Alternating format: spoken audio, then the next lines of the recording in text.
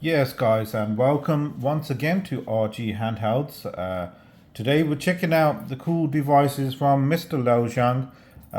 He's released quite a few DIY handhelds in the past, and I have covered them quite substantially on my channel. I will be showing you a couple of previous devices in the line of GKD devices, but let's go ahead and do a quick unboxing of the devices. Just a huge thanks to Liu Zhang for sending me these out as usual, sending me the samples for his latest handhelds, and we're going to do a quick unbox. But before we do that, let's just quickly have a look at the specs, and the specs are here on my little trusty old iPad. You can see you got the GKD Mini Plus right there. The classic version is what we're unboxing here. I will probably get a normal Mini later down the line, but these are the specs, so just take a look. It's got a 3.5 inch 640 by 480 IPS. The CPU's coming in with a RockChip RK3566, as you all know, quite common in handhelds these days, and a very capable handheld as well. That chip, you know, it can play up to, I would say, you know, some GameCube games, not the whole catalog, just some GameCube games, and maybe a couple of other you know, devices, but you don't expect too much from the chip. It's a lot better than the previous device, but obviously hence you need the emulator to support it, and I don't think there is a GameCube emulator anyway, but you do have plenty of other emulators. So in perspective, you're looking at sort of like up to Dreamcast on this device, which should run pretty good. The GPU is the Mali G52. RAM is 1 gig, maybe a little less RAM, but because the software is so optimized, you know, maybe 1 gig of RAM is more than enough. And then it comes in with 3000 milliamp battery, as you can see there, guys. Motion detected at the front door. Ignore my bell, guys. So that's the specs just there. Let's go ahead with unboxing this thing, and we will check out a few games that are installed on here. I've took a while to review this because I was converting the firmware from Chinese and translated it all to English first, and I have managed to get that on the device. Now he sent me over 2 colors, you can see here. There's one device, we'll check that out in a minute and just see what you get in the box. So you get your standard Type-C to USB.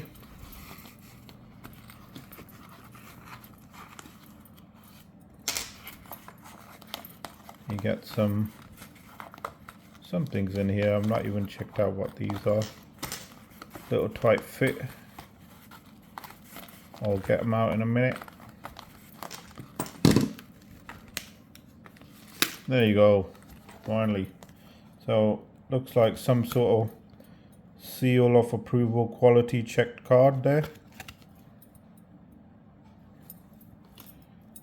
And the GKD manual.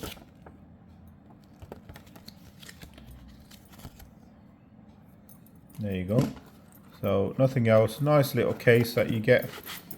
Keeps the handheld protected at all times. We'll have a look at this in a minute. Let's put that aside and unbox the other one. He has gone ahead and sent me 2 colors. The standard.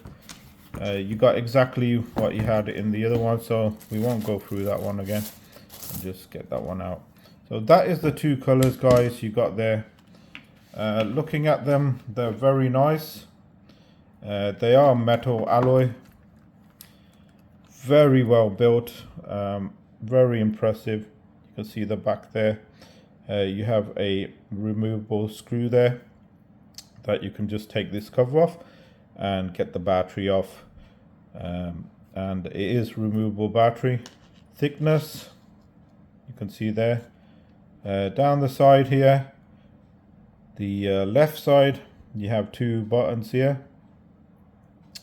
Act as vertical gaming buttons when you're playing in vertical mode. And on the other side, you have the volume buttons, you can see there. Down the top, you got two MicroSD card slots. One for the firmware, one is for the external card, and your power button, you can see there. Up the top, you have a bit of venting there, a bit of logo, and the shoulder buttons. You can see they are quite comfortable. I've been playing with this handheld, well, I've been setting it up for more or less a week. You got your stereo speakers. I do like the speakers on this. They're loud and they are clear. Down the bottom, you can see there, you got your Type-C port, guys, and a headphone jack, what we like to see. And you got a lanyard loophole on the corners there. That just about covers the most of the device on the sides and the top. As for the front, while we're doing this, let's just boot it up. Boot them up. Here we go. There you go. Boot time's pretty good. This new firmware, like I say, it was all in Chinese, but I have translated it. I have sent it to them, so in future, hopefully they will provide us with a English custom firmware with the full English language, rather than getting it all in Chinese. This just helps us out. I've also got some developers, the devices, so we can get some development going for the device, as in trying to get another OS. Unfortunately, it's closed OS, but stuff can still be done, and we will see what can be done once these fall into developers' hands. I have arranged for that. As you can see there, guys, it's booted up. It's booted up into Emulationstation. I'm just going to boot one quickly into the other OS that we have. So if I quit, and it's actually called Love Child. I think this runs on Gelos, the old Gelos OS, and Emulationstation as a front end, which is a strange combination, but hey, it works, and it's damn impressive as well. So here you go, guys. Let's check out one first. This is the native user interface that you will get, but it actually boots into Emulationstation as default from the latest firmware. Everything's pinned in our Discord, guys, so you know you can see everything there. But as you can see here, now I've translated everything all into English, all the links and everything, even the text underneath here. Everything's been translated by me. I have done previous devices for them in the past as well, doing the English translation for them. You know, it just makes it easier for the next person who's going to get the device and not have, you know, all Chinese. Latest update has gave us Java. You can see Java vertical or Java horizontal. What that means is you can actually play games like this or like this, and the keys are mapped correctly to allow that. You can see you got a huge amount of emulators here. You got a file manager, which was also in Chinese. I've asked them, we need the English version, and we did get that. So there you go, guys. You got a video player there. And this wallpaper is my own wallpaper, but you do have other wallpapers, and you can see there everything in English, guys. This is the native firmware that you will get, and you can play emulators and stuff from here, or you can boot into Emulationstation, which is this, It is all in English now. No need to translate or try to change the language into English. You can see clearly there, and also if you look here, everything's in English now. Before that was in Chinese as well. So that allows you to go into the file manager from Emulationstation, RetroArch 32-bit or 64, PSP and SCUM, which is pretty cool. What I liked about this device is playing ports. Now let's quickly go over the controls. So this is an LED light just showing your status when its battery is low, I think it comes on. That's a little light. You got your start and your select there, and these two are your extra L3, I think, R3 buttons on the top. D-pad is very nice. I do like the D-pad, it feels good, and the buttons feel good. The standard switch analog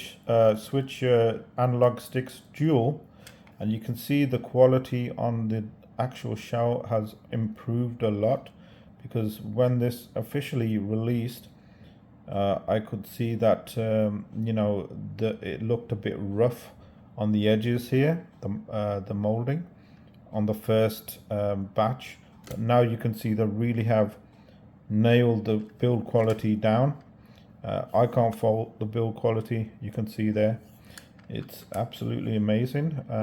I have gone ahead, you do get a screen protector in the case, guys.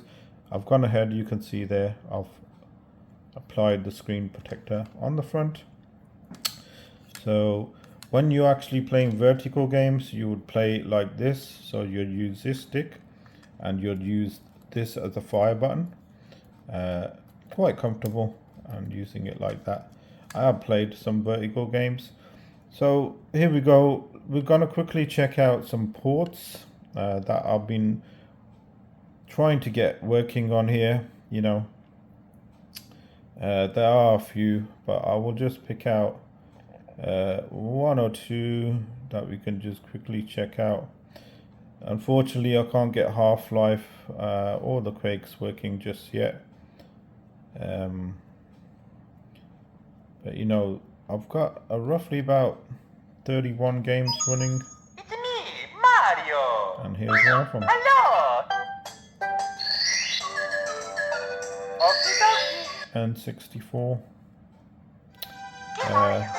Mario 64 running on here via the ports. Decompiled version, I believe.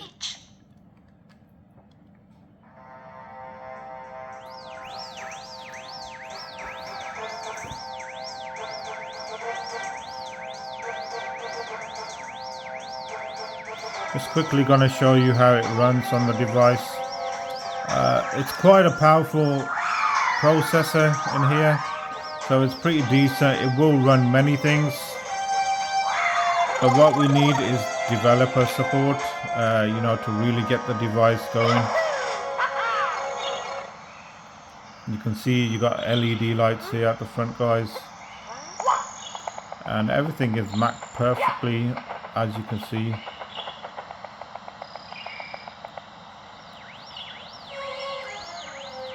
Running 60 frames per second, I believe. Very clear.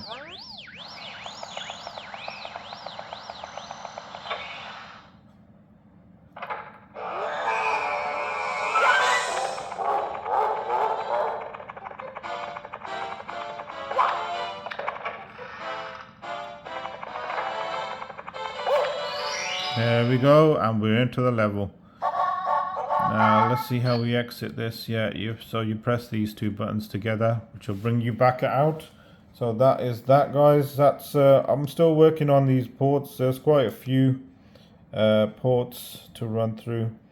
I will be doing more videos of gameplay, of course, and that's something that I will be covering over the due course of time. Let's just check out something simple, as in Sonic the Hedgehog.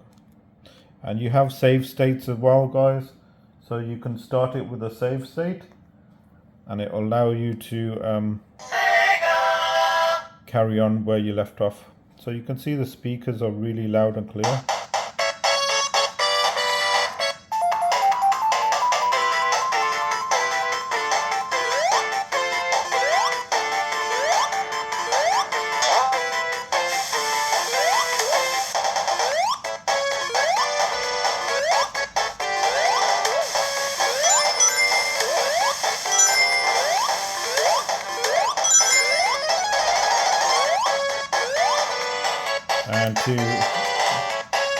And you just press that button, which of course it's RetroArch.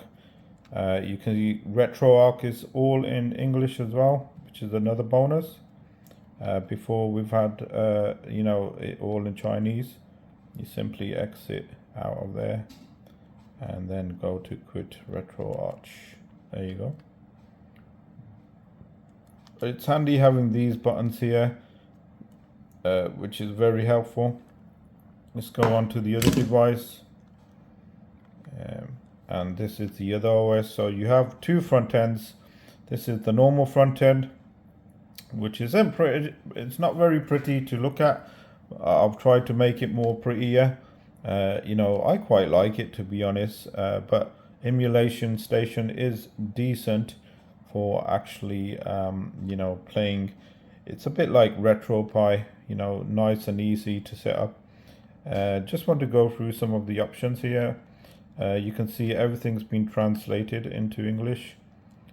All the manuals have been translated as well. Help files, everything has been translated. You can find the firmware in our Discord, guys. All the links are pinned, so check out RGHandhelds Discord. Everything is in there for you to download, and it will work on the regular GKD. Let me just bring in the iPad again. Sorry, guys, and just show you quickly the other device we're looking at is this one, which has got the same processor and stuff in, the same spec as you can see there. Everything is exactly the same, just a smaller unit. That was the other unit, which I don't have unfortunately yet, but I will probably ask for it and see if I can get one as well to review and just compare them later on. This is what we're reviewing, the classic version.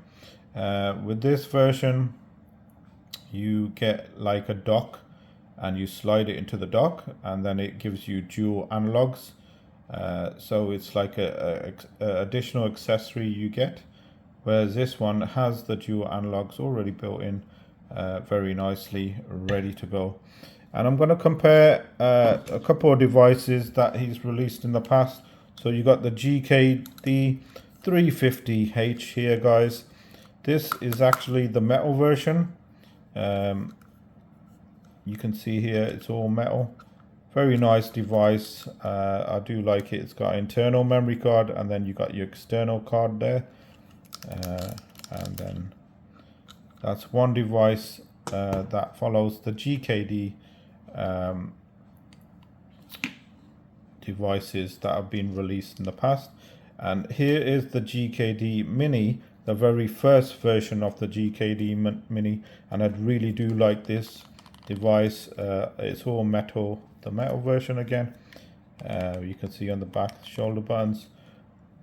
Let's just compare the size with the GKD Plus. You can see it's quite a bit smaller, guys, a lot smaller, and the new one is more or less the same size. The normal version of this one. This is the older version. Don't get it mistaken for the newer version, guys. So that's them two. I really do like the device. I'm still working on getting stuff running. Like I said, it should be falling into developers' hands shortly, and maybe we might see some good stuff coming out, you know, on the device. But let's go back to this one. Let me see for what I have on here.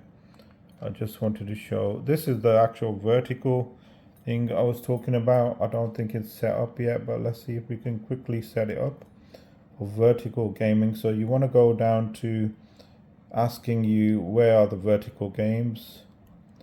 Let's see if we can quickly find them.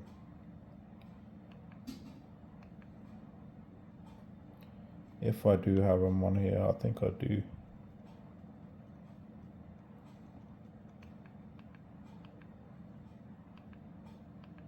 Sorry about this, guys. I did have it set up earlier. There you go. I knew I had it somewhere. Vertical TATE. So I'm going to use that directory and press start. So I've asked it to look into that directory. Now, not all games are working. There you go. You can see it's come up. Not all games are working. Let's see if we can get one to come up. I need to sort them all out in order. But I just want to show you how you can play the device in vertical mode. So you see TATE mode, put in credits, and that's to start the game. And I was talking about it earlier, that's how you play.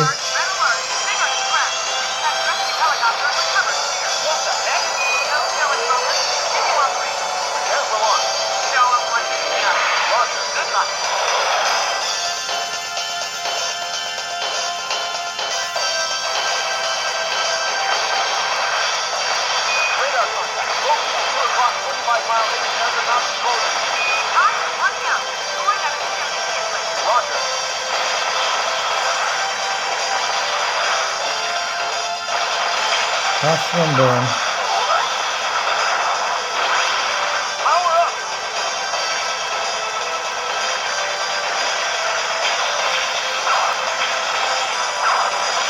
So that is TATE mode, guys. Let me just get out of this. You simply press this button here, and you can see everything's in English again.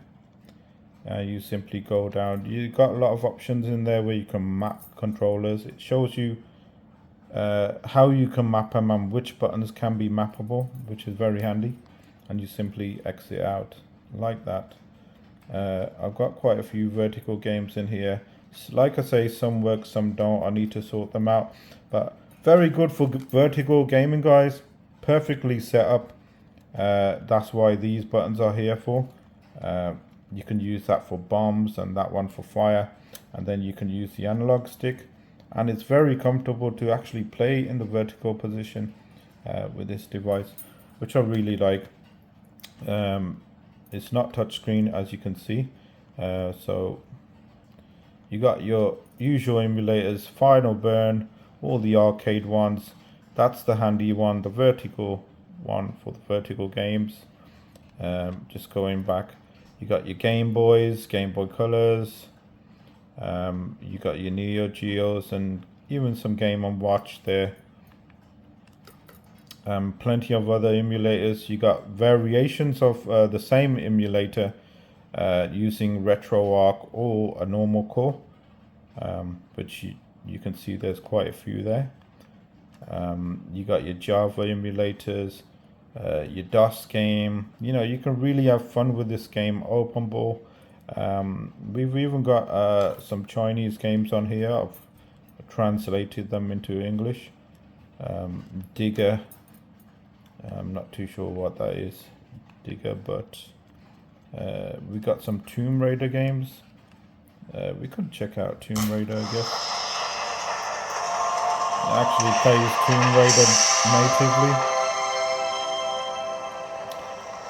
You probably know this game going way back, the old Tomb Raider classic. Let's see if we can quickly get into a game. Lara Croft. There you go.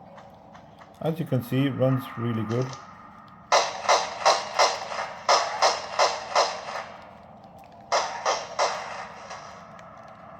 I miss this game. I used to play this so much. So that is Lara Croft Tomb Raider, which is pretty cool. And you have Tomb Raider 2 as well. We won't go into that. Looking at other stuff, so you have Open Ball, MS, you got video player, and I say Commander app is Commander app. You got your dual pane and then everything is in English now, you can see. So it's easy to transfer from MicroSD to internal firmware, and that's just recently opened apps, which is handy. And then you got your settings, so that will boot into Emulationstation. That will restart the device, shut down. This will, whether you upgrade and do your OTA updates. You got some system settings here, you got your skins here, that's where you change your skins. You got system settings, your help files and your about files, and then back to there. So that is all the options in there. Like I say, you got Emulationstation. Let's go ahead and boot up and just show you. So you can simply boot up into Emulationstation from within there, pretty quick. But it will boot up into here as per default. We're just going to finish off with some Amiga games, some of my favorite games. I just very quickly put this on just to show you guys. I know there's a lot of Amiga fans out there would like a device to play Amiga games with dual analogs. Not only Amiga games, plenty of other games, you know. But one of my favorites is to play Amiga on devices like this.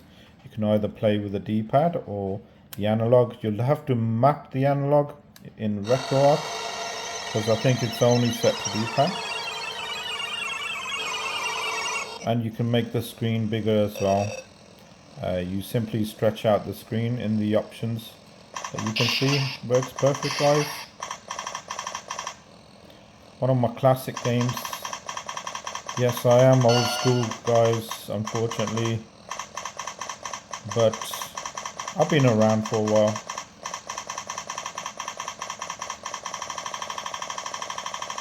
Yep, and you simply exit within RetroArch as per usual. All simple stuff, guys. You know, very easy to use. Now it's all been translated into English. It really has made life easier, you know, to understand and check out all the settings. I mean, every setting is in English now. You can see here, system settings, information. Just for you guys is a text of the device. You can see we're running the latest firmware, 2023, February. Here's your Linux kernel. I do have 128 gig cards in both of them and 16 on the internal.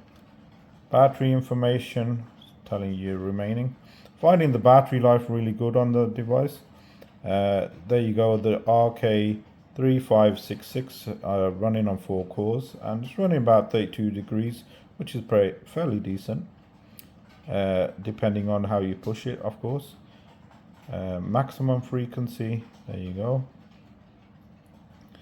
Graphics, Open GLES 1.0. Vendor is ARM, and the render is the Mali G52, which is the GPU. And that's that. So you can see everything's in English, all converted. So that is the GKD Mini Plus, guys. Classic, they call it the classic version. Amazing quality, very, very premium device. And you have Emulationstation or the native front end, but it will boot up into Emulationstation. And you simply pop out your microSD card. The file structure is jealous for your games, so you just stick to that file structure on the SD card. But you must format the SD card in exFAT, guys. That's one thing I noticed. Only works with exFAT. Until the developers get these in their hands, guys, you know, I hope something can come out of it. But I really like the device. Once again, thank you, Loshang, for sending these out, these sample devices. Very much appreciated. RGHandhelds is in debt to you, as always. Just finishing off previous devices that he has released. I do have a lot more devices, but these are the ones called GKD. They're all GKD. The only one missing is the new version to this one, which I will hopefully get if I ask Laojang nicely. He might send me one later down the line. Just joking, Laojang. So yeah, that's it, guys. That's a wrap up. Hit that like button, hit that subscribe button if you enjoy the video. If there's anything you want to know about the device, just hit me, drop me a message on YouTube. I will certainly reply back to you extremely fast, as I always do. I'm always here on my Discord, RGHandhelds. Links are in the video. You can check out my website, RGHandhelds, as well. I always keep that up to date with all the latest handhelds, and you can check that out. And also you have our YouTube channel. Check out all our videos. We cover more or less everything from A to B. Very rare handhelds from China and all other handhelds, what we can acquire. But thank you for watching, guys. I really hope you liked the video. I will be doing more videos. I'm slowly setting up the device. I've had it a week now, but getting there. Once I have it all set up, I'm going to do some more videos of emulation. Hit that like button, hit that subscribe button. We will see you soon.